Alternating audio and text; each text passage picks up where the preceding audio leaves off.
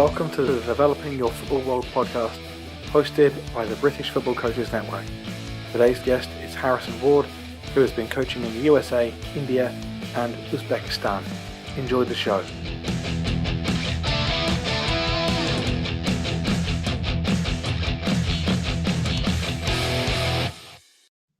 Harry, thank you for joining us. How are you doing today?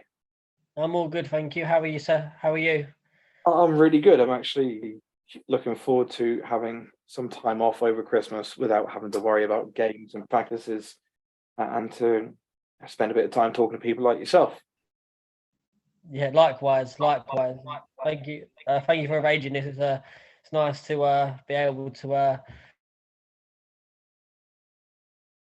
for years, and it's nice to speak to yourself and talk about my experiences, and especially with the help that you guys have given, the support that you've given me for over the years when I've gone abroad. Like loads of opportunities have popped up and things like that. So definitely encourage people to sign up to the British Coaches Network. Well, thank you, and it works because there's so many people in that are so open to share their experiences, give advice, share the jobs, and so really thank you to yourself and to people for coming on and for telling us about places. So you are going to tell us about your experiences as a coach, where you've been. First of all, let's go right to the beginning. What were your first steps into coaching? My first steps into coaching. So come January, it will be 10 years I've been coaching.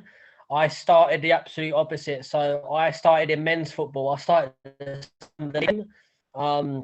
years ago, 10 years ago.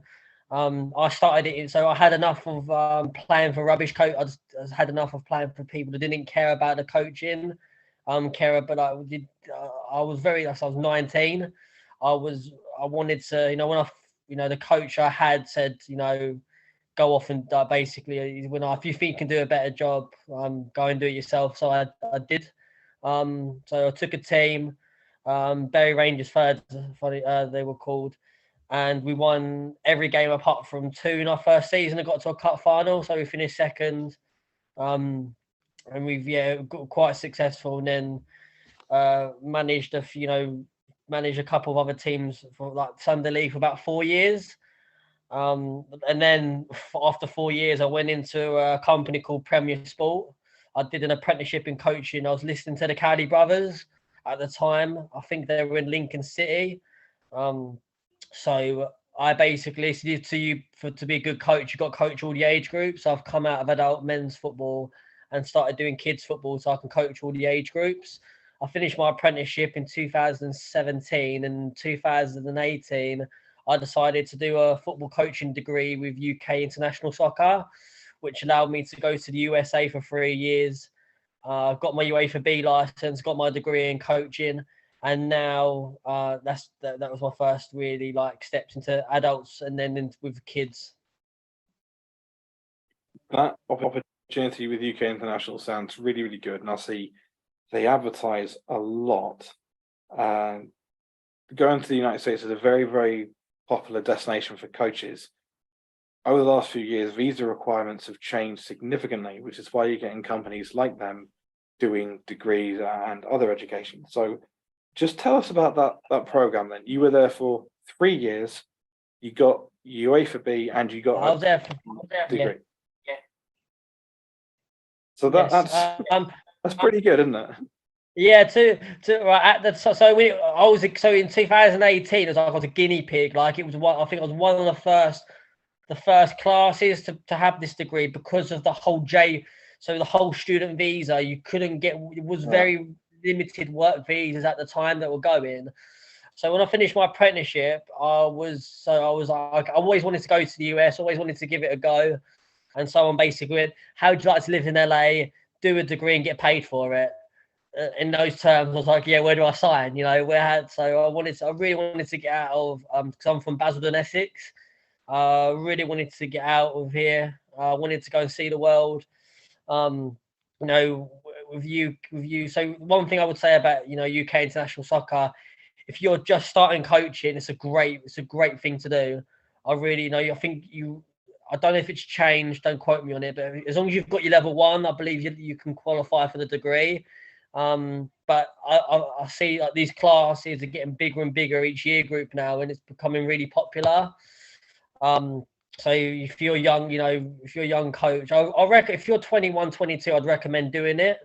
If you're the coaches that I've met who are under the age of 21 that don't seem to enjoy themselves as much because of the restrictions, because you can't go drinking, you can't do so much. So I recommend if you're over the age of 21 to like look into it. If not, then no problem in staying in the UK and or even got, I think there's always opportunities in South Korea, I believe. I've heard they're pretty good as well for your first steps into coaching, because you're coaching every single day, you're on the grass every day. I think that's really important, and you're getting paid for it, which is a bonus. I think that's always those opportunities always are very important to take, in my opinion. Absolutely. I fancy that kind of opportunity even now at 33, going to do 3 years working UK international in Los Angeles. So what kind of advantages does Los Angeles have over Basildon? The advantages, so in 3 years, I lived in LA for 12 months. With the UK international soccer, so you stayed with host families, quite a lot of it, so you didn't have to pay for any rent or anything like that. They're quite good at looking after you. People like you'd always make you. It depends really. You might get lucky. You might stay with a host family for 4 months and go off and do summer camps for the summer. So in 2018, I went to FC Dallas for the summer, which was really it was a good eye opening for me, and it was so good to be in that environment. And in 2019, I went to Hawaii for 4 months. Lived in Hawaii for 4 months. I feel like ending this. I feel Um, like ending this right now, because you just said you've been to Hawaii to coach for 4 months. I can't think of anything to top that, mate. That's pretty good, especially at a very young age too. yeah, it was Let's talk about paradise. Hawaii for a minute. Then. Yeah, I've got loads of pictures. I can always send them over. So what made it? I was with a group of coaches: Kyle, Logie, Mr. Who did I Russell Brand? Was quality. It was the group of people that I went out with was brilliant. They really made that. Really made it for me. And the fact that I was allowed to go, for 4 months, getting paid for it, and to live in Hawaii, it's never gonna happen again. Not in my, I don't feel like it'll ever happen again. So, and you get these opportunities when you go to do the degrees and things like that. Blue skies, ocean blue. It's a very romantic place to go. It's not someone for your single young man. It's not for those kinds of people. It's very very romantic, very family orientated place. And it's I've loads of different food out there, loads of different people. It was a great experience. Loads of mountains, loads of sights to see. It was really good. How's the football in Hawaii similar to the rest of the US? The facilities. It was I could say, because it was all camps kind of thing. There was some good players. There was good players. At the time in 2019, there was they call them club teams in America. There was not many club teams in Hawaii, so it was just becoming a thing. I think people did go to do pre-season and have tournaments and that in Hawaii, but it might have grown now. I'm not sure. I think at the time I can't remember what the club was called, but there was a club team, and they did their best. They were growing. I don't know where it is now, which would be quite interesting to know. But the football in Hawaii wasn't bad. It was literally like the very relaxed and fun at it wasn't serious, if that makes sense. It was okay, just get them playing, getting the enjoyment out there. That's what Hawaii was. Oh, that's interesting to know, because the attitude in most US states is quite serious and quite aggressive. So particularly the parents, were they more laid back in Hawaii, and the coaches as well? Yeah, 100%. That it wasn't as they just wanted their kids to have fun. There wasn't no pressure on them to, you've got to be a footballer. Yeah, there was one or two maybe wanting their progression, was interested in that. that have come from other states to go to Hawaii, and they just carried on playing football. Any at all, to be honest with you. LA was, a lot of money. Texas was a lot. There's a lot of progression in Texas. A lot of sports are massive, really big in Texas. Really popular. There's a lot of like competitions. There's a lot of lots of tournaments to compete in, almost. Yeah, I know that Texas is quite a hotbed for football. So tell me, what are some of the key differences that you have experienced, that you've witnessed when it comes to how football is structured in or the different states compared to back home? Back home, so I'm just gonna use FC Dallas as a great example. So the players that were there for obviously there for a purpose. They wanted the contracts. They wanted the contract. They wanted to be better than they were yesterday. That was the attitude. They call you sir. Like, they didn't look at my age for a while. They didn't. There was no disrespect like that. They always wanted to get their head down, and they wanted to be a footballer. And majority of the players that I was with have either made it in the first team at Dallas or have gone on to. I think the Chris is in the Premier League. At the time, Chris just literally was there for a few weeks and then got signed by Bayern Munich. There's a lot of them that have gone from like Dallas to Roma and to other European clubs. It's quite good to see. I think it's happening more and more now. More players in the States that are going. Is that something which is specific to Dallas? I mean, is FC Dallas a good club providing good pathways, or is it more that Texas as a state has the right ingredients to develop players? I believe Dallas has the right connections and the right pathway. So to get in the FC Dallas first team, you have to go through the youth team, and they put a lot of money back into the youth team. They have something like 20 football pitches next to the stadium, so they heavily invest within the club. And I can't really say there's many clubs that do that. A lot of them are so like LA Galaxy, prime example. At the time was they sold us Zlatan t-shirts for $110. It was more that than Dallas was just like, yeah, it's all about where's the next young Texas player? They were very proud. The Texans are very proud people, and it was such a privilege, and to work with some coaches out there, and I'm very, very lucky that I got the opportunity to go and work out there, even if it was like 4 months. It was really, really good. So I know that FC Dallas in MLS have got one of the best wage to points ratios, typically very low wages compared to quite high points, I think over a span of a decade. And a lot of that comes to their youth development system and their pathway. So looking at the negative side of things, are there any changes or adaptations that you think they should make within the American youth soccer system to help them develop even more players or even better players? Yeah, like so many people actually ask me about the scholarships and stuff, and I like going from the UK to go to America to play football, to get the scholarships and things like that. And every single time I've got to tell them, be very careful who you go with, because a lot of them just want the money, just care about your money, don't care about you, just care about your money, care about making your money from you. And I've seen parents sign a check for 12 grand and hand it over for their 3 kids can play football, and not without even giving them trial, without even looking at them, seeing if they've got potential, just taking the money and just taking them on. So there, where US is absolutely massive, you get that. I know the US is a very money orientated country. That's just my point of view.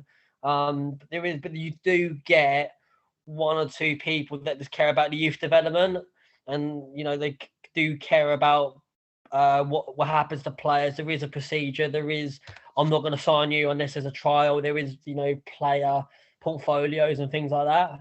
But there seems to be less and less of that happening, and more just money orientated. Yeah, I'm aware of some of the, let's not call them scams, but some of the tricks that some of these organizations pull on recruiting players, because most people in the UK, I think, are familiar with New York, Florida, California, and then the rest of it is kind of just empty space, isn't it? And there's been lots of players that I've known of who've been kind of duped into going over there, living the lifestyle. And for 4 years, you'll study a good degree, you'll play loads of football, and you'll live in the amazing state of Kansas. And they go, wow, this sounds amazing.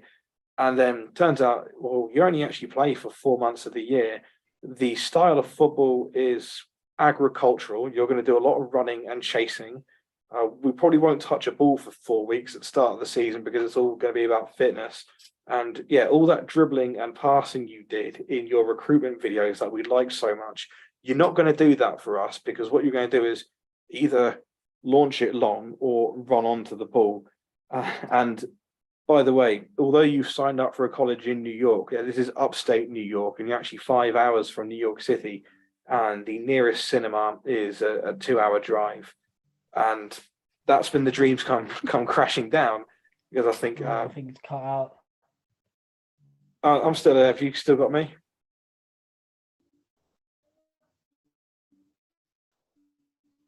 Wonderful. There we go. Let's see if I can easily splice this back together. Yeah, so when it comes to the college game, to college recruitment, you've got to be careful and do a lot of research. It's a fantastic opportunity. Just make sure you know exactly what you're doing, who you're playing for, and where you're going to be living.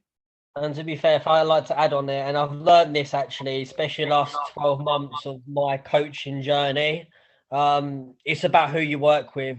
It doesn't matter what club it is. It doesn't matter if you're around good people and you've got people with your best interest in you, that's so valuable. And I think people have to not underestimate that.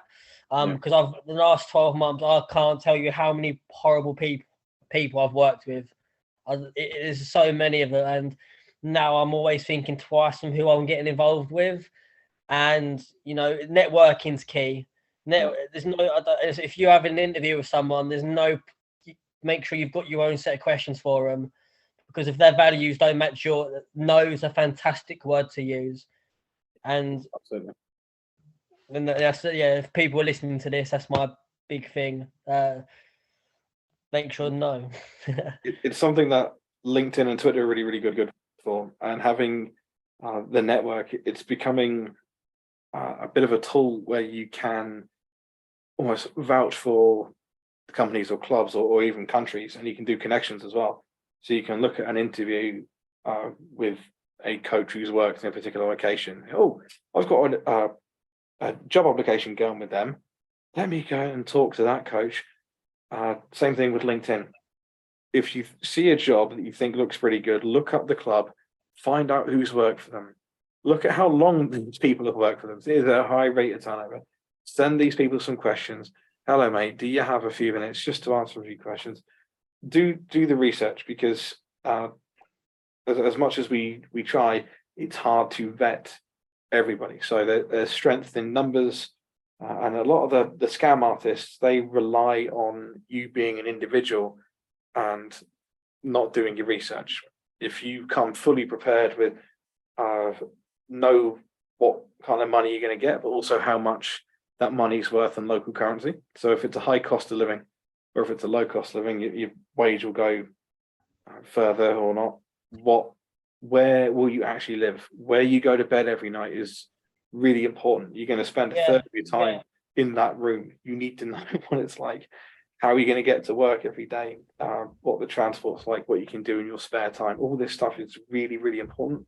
And what's the boss like? Is the boss fair? Is the boss going to help? Are they the kind of person that screams and shouts and loses their head every time? Or are they the kind of person that says, all right, let's solve this together? Yeah. Is he qualified for the job he's in? I've learned that one. We'll go into that one. I've got to learn. That's an interesting, that's a juicy story for you. So there's a lot.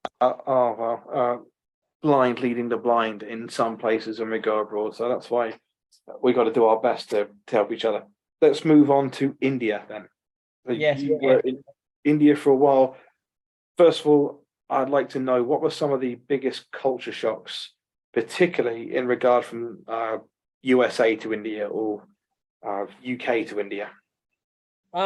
India is everybody's happy. Like America, so from you got America, so you got American lifestyle, like it's very where UK is called quite similar. India is very hot. India is very people have very little, but they're very happy. Everyone's happy to see you. Everybody's like, it's very cheap. You got to adjust, adjusting to like dollars and pounds and stuff is not very difficult. But when you got like rupees, it takes you a couple of weeks to like figure out like the rupees and what costs you what, and you're gonna get ripped off because you're a foreigner. People will, I look at you and they think they can get you. You know what I mean? Like all of that's all part of the learning process. India as a whole, as a culture, it's very cheap. Very, I think if I was paying for my apartment, I think it would cost £150 a month, something like that. So comparing to, it's just so cheap, and cost of living is very small compared to the UK and the US. India wasn't that bad because a lot of people spoke English. I actually went there, I learned a little, I can't remember it now, but I learned a little bit of Hindi just to show that respect. Well, I was in Kerala. They don't speak Hindi in Kerala. They speak Malayalam. So as soon as I went there, no, we don't speak it. And like the UK, there's different parts of Kerala speak different Malayalam. So they told me not to worry about learning it. Plus, loads of people spoke English anyway. And India, when it comes to like especially football players, everyone wants to live mentality of they want to be better than they were yesterday. There's no spoiled kids. Everybody's had a good everyone has respect. That's the word I'm going to use. Everyone has that respect for you, that you're an English coach, that you're out there to you have to speak slowly. Don't get me wrong, and there's a lot of adjusting to do when you get out there, but if you embrace it or embrace those changes and you learn something and you come home a better person from doing it. I love to go back out to it. I feel like I've got unfinished business in India, so I love to go back to India one day and help improve football, because football in India is getting bigger. It is getting bigger, and it will continue to grow the next 10 years. And I hope they get a World Cup, or I think a World Cup would be good for Indian football. But how do participation rates of football compare to cricket? So around India, cricket's the most popular sport, but in south of India, like Kerala, Chennai, Goa, football's most popular, I believe. Everyone loves football, and that's why it's getting more popular. And Hyderabad as well. Hyderabad's very, very popular. Bangalore now. Is it Bangalore?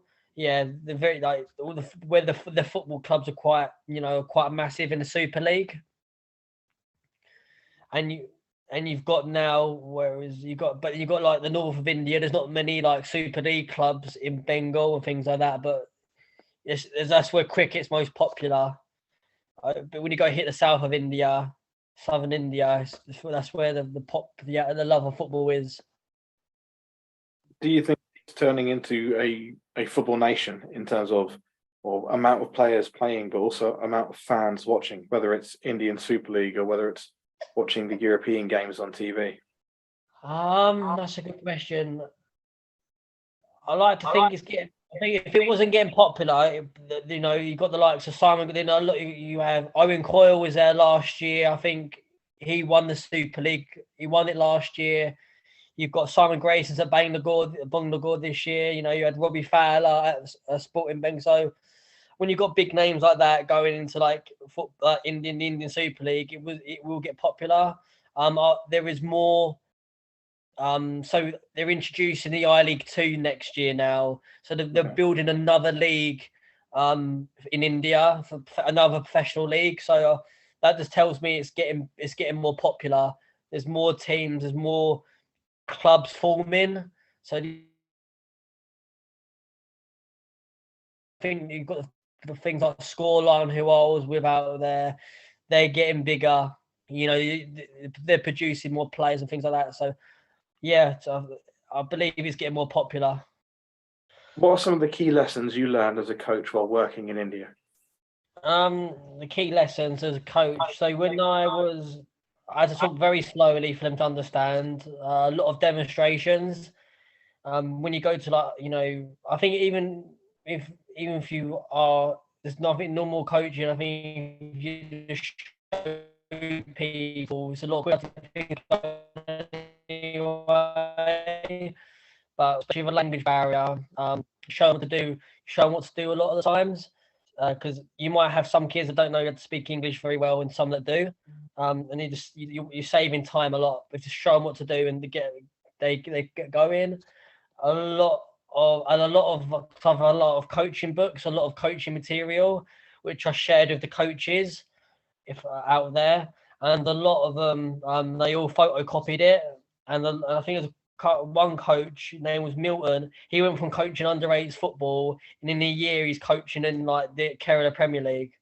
So like he's come on leaps and all because like, you know, I wasn't just helping the players, I was helping coaches, because we agreed when I first got there was right. We at least we work with the coaches first, because it's only going to help the players, and I think they've stuck to that. And I think that everything just got better for Scoreline. It's important that you try and help the people there, because you won't be there forever, but they might be. So if you can leave it in a better place than where you found it. Yeah, that's always my thing. You know, I always want to try, and I always think about the bigger picture, you know, and I was never going to be there for, like, just in case I was there. You know, I wasn't very there. Wasn't there for long. I was only there for 2 months because of COVID, and I was like, okay, okay, how am I quickly gonna, like, how do I leave something behind? How do I make something for these people? And they all speak, you know, they do message me still. Everyone from Kerala still messages me asking how I'm doing, and they keep an eye on my football stuff, which is nice. So we've always built that relationship. So when I go back to India, I've got, you know, I've got people to go and see. What was it that appealed to you about going to India in the first place? It's not in the UK. The weather. Do you know what? For me, like, you know, this is one of I said, my dream is like build a football club. Like, I love to do what Eddie Howe did at Bournemouth, take a club and take them up through the leagues. I don't want to be the manager of Manchester United. I don't want to be the manager, you know, of Palace. I don't want to be the manager of Palace anymore. Like, I want to grow something. I want to build something. And I felt like India was a good, you know, would be a good place for that. Oh, I can see why. So let's move on to your next location abroad, Uzbekistan. But it's been like you were back in England briefly, before then going back out to Uzbekistan. So I'm guessing, and particularly from your last answer as well, that you don't see your future necessarily in this country. But what is it that you want to do? What are your ambitions as a coach? Much as I love to do things in the UK, I feel with the system in place, I feel I don't feel valued. Like I won't ever get the English system. Won't ever give me my A license because I'm not a footballer. I'm not one of them. So I feel to get a leveled opportunity, I'll have to go abroad. I don't have a problem with it. You know, I've put I want to do my A license, but I feel like I've got to go. I won't be doing it with English FA. I can promise you that now, because I've got to pay for it myself, which is about £4,000. But I can tell you about. I've met people that haven't paid for it because they've got the PFA to pay for it. So, and I think the English system's set there for for the professional footballers, and us as grassroots, as coaches, like if we start from grassroots, we're I feel we're looked down upon. I don't feel like there's not much support there. That's just my opinion. So going abroad is if there's an opportunity abroad, I won't dismiss it. I will, I love the idea of going to do it. Like, I don't care where I am in the world, as long as I get to build, I got a project, I get to do something there. If that makes sense. Absolutely. So is there any kind of role or vocation you've seen and you thought, oh, I want a bit of that? Recently, or what I've done in Uzbekistan. So when I went to Uzbekistan, I applied for the role originally to go to Jizak to be a head of academy football in Jizak, but that never happened. So I went to Tashkent. I still went to Uzbekistan, but I was in Tashkent instead. And my time in Tashkent, which was very different actually, Uzbekistan was very different to India because of the language barrier. For one, there wasn't many people who spoke English. Mm. I went on behalf of with Brookhouse College, which is in the UK, which is in near Leicester. I went there recently to meet them. The lovely people at Brookhouse, Rachel and Giles. They've got it really really well run up there. Unfortunately, what in Uzbekistan, my experience with Brookhouse wasn't entirely very good because of the manager, because of the guy out there. Not because of it's got nothing to do with Brookhouse in the UK. It's got to do with the guy that's running it. His name Shukrat. Very. I'll go into that in a bit, but going on to the coaching and going on to the most important thing, I had to do my session plans like on Google Translate, and to make my sessions relevant and quickly, I sent them. I put a session plan in the chat, and the base to make things nice and quick, and I'd get the players that could speak English that would translate. I took a team over. They went 5 games in a row without scoring, and I lost my first game 3-2, and then I won 12 out of 15 games. Ended up winning the trophy. Funny enough, I literally we managed to stay in the league, and then we managed to go into this tournament and end up winning it. So, which was really, was quite good. I was there for 4 months, and it was very, to build a culture. One of the things, because I was allowed to work for the players every single day, and one of the things I was allowed to implement, because players, I think 5 players in Malaysia, they got their contract, either they've got the contracts or they got into the academies out of Malaysia. Another 5 players stayed in Uzbekistan, played for the bigger clubs there, like Praktikor and Olympic. And one of them, Assad, is in the UK he's coming back in the new year, I believe, to the UK, going to Brookhouse, which was brilliant. So we created a culture. So even though when players left and moved on, we still kept winning. I think it was happiness, development, and performance. So I've put these, I won't go into boring detail of what I did, but those key elements, we focused on those, and I made sure we had to build that cult of a thriving culture. Wanted the players, they wanted to win, they wanted to do what it took to win games, and they all helped each other to be better footballers. And I felt that wasn't there before. And there was a very the culture of that didn't care if they were late. They didn't, you know what I mean? Those basic professional, what's they called? Like those attributes weren't there. There's things like being on time. No one cared. And when I turned up, I had to be disciplined. I was making sure discipline was there. I had a good number 2 in Donny.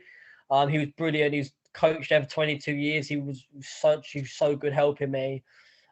He picked up English really quickly, actually, funny enough, and which helped, with the sessions and sessions to flow, if that makes sense.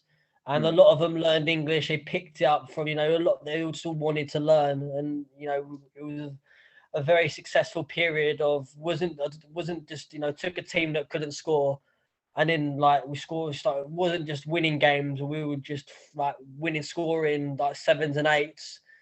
Quite, we turned it around really quickly there, and the players did really, they just embraced everything. It was really good. It doesn't happen every day. Getting everybody to buy into what you do quickly.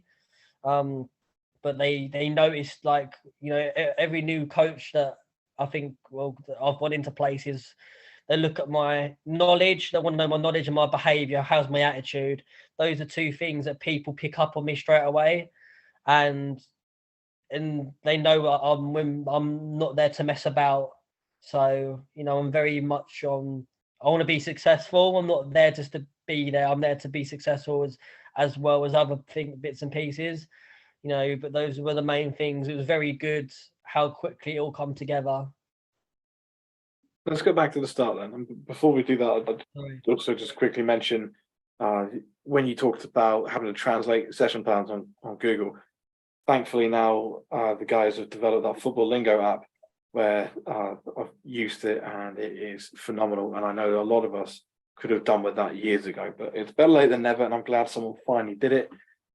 What was it then that appealed to you about going to Uzbekistan? So you saw the opportunity, you thought, what were you thinking? Because it's a country not many people could spell, let alone point to on a map. And I'm sure from your friends and family, you had a lot of what? No, where? And followed by why. So what were your first thoughts when you saw the opportunity in Uzbekistan? I looked at the opportunity first and foremost, and I thought, academy manager, I get to work with the players every day. I saw the description. I was like, you know what, I want to get to do that here.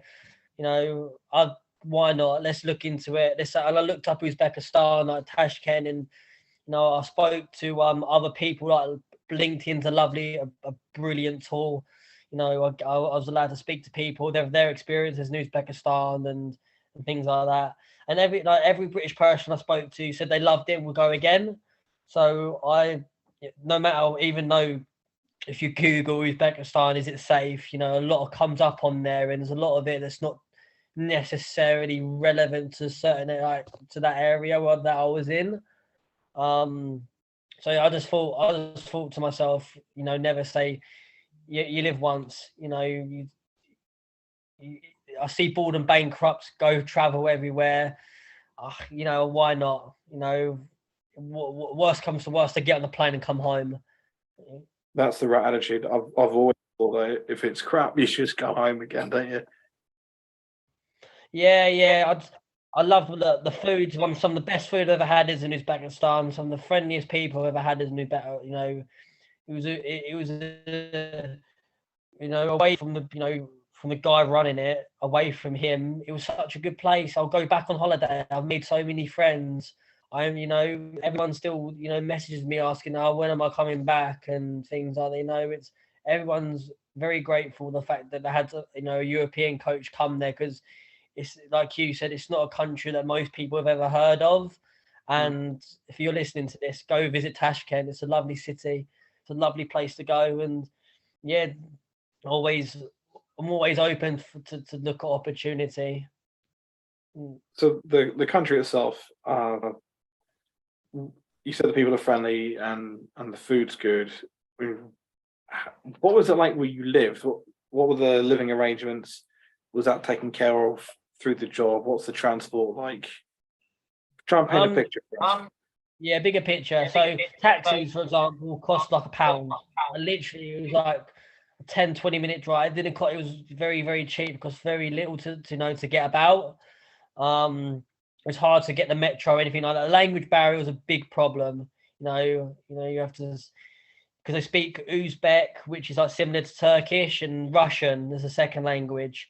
English. Not many people speak English. Very rarely people would speak English. Living arrangements. So I wasn't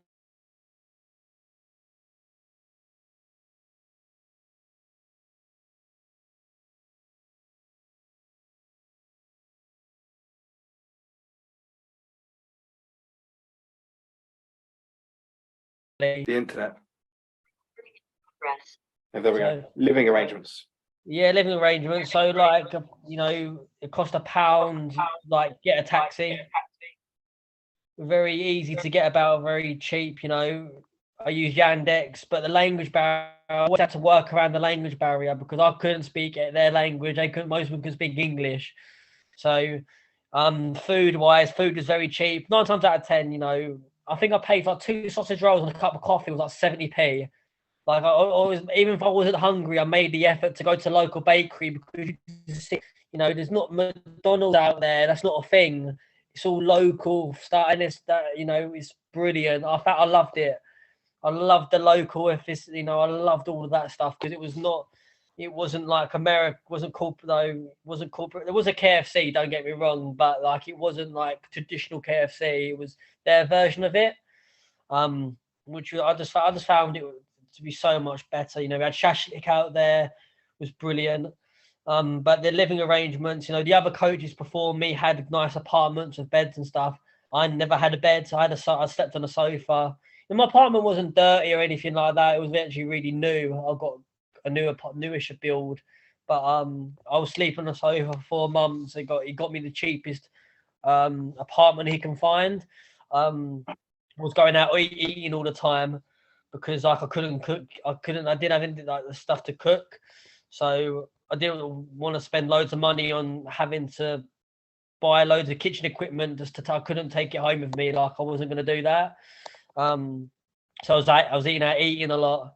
So which was still cheap as anything out there, but in my living arrangements, it wasn't great having to sleep on a sofa, but I got by. It was better than nothing. I've had a lot worse. Yeah, I can relate. A lot of people can relate to that kind of experience, and you have to weigh up the good and the bad, and all sorts of things will go wrong. But let's talk about the football scene in Uzbekistan. Are we likely to see a men's or women's team at a World Cup anytime soon? I don't think so. Based off because there's a lot of corruption in Uzbekistan, especially in football. Games are bungs.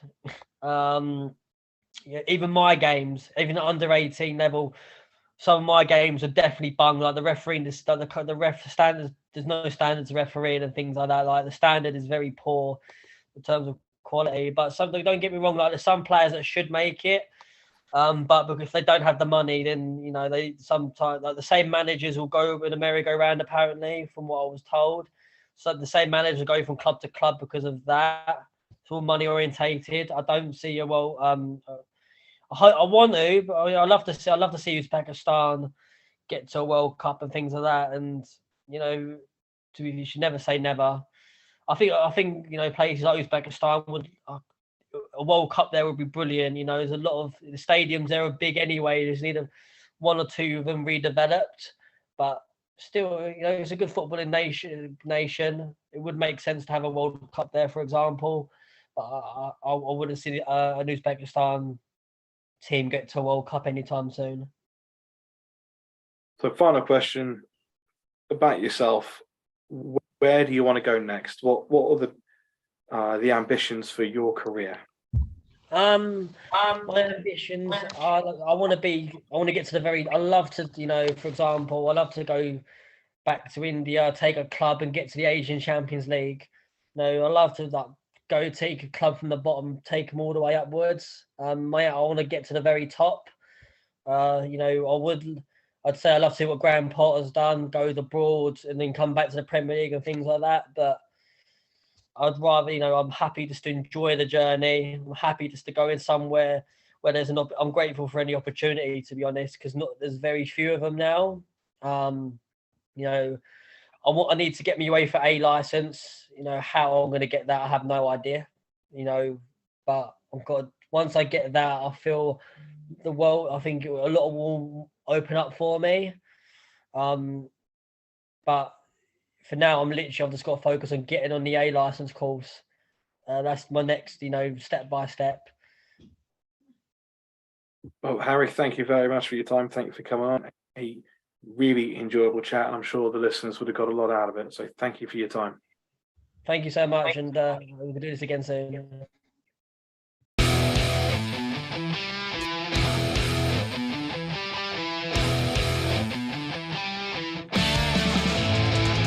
Thank you for listening. Another great coach telling more great stories. Thank you to Harrison for coming on and sharing with us. Don't forget to check the site for the latest jobs around the world and at home. We also have the BFCN app, which can make your job browsing a little bit easier, and we're looking forward to seeing you next time.